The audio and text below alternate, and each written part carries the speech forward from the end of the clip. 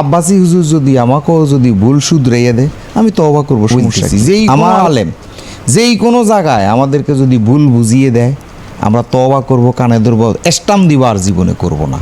কেন আমরা এসব কাজ করতেছি আল্লাহ রাসূলকে রাজি খুশি করার জন্য, পরকালে শান্তির জন্য। তাইলে এগুলা করার পরে যদি পরকালে অশান্তি হয়, দুনিয়াবি শান্তি বিনষ্ট হয়, তাহলে আমরা এগুলো করব কেন? আমি তো এনায়েতুল্লাহ আব্বাসীরও অফার করছি আমার সাথে বসার জন্য, কিন্তু উনি তো আমার সাথে বসতে রাজি হয় নাই। কেন? উনি বসবে না। উনি আমাকে কাফের ফতুয়া দিয়েছে।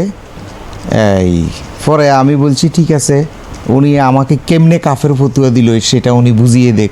আমি বরং আমি নারায়ণগঞ্জ গেছিও ওনার বাড়িতে। ওনার বাড়িটা হলো নারায়ণগঞ্জ, আপনার সাসারার ওদিকে। আমি ওনার দরবারে গেছি। ওনার দরবারে যাওয়ার পরে ওনার এই দরবারের যে গেটের দারোয়ান আছে বলছে উনি নাই। উনি কেমনে আমাকে কাফের ফতুয়া দিছে আমি এটা জানার জন্য গেছিলাম। আমার কথা হইলো আব্বাসী হুজুর যদি আমাকেও যদি ভুল শুধরাইয়া দেয় আমি তওবা করবো, সমস্যা কি?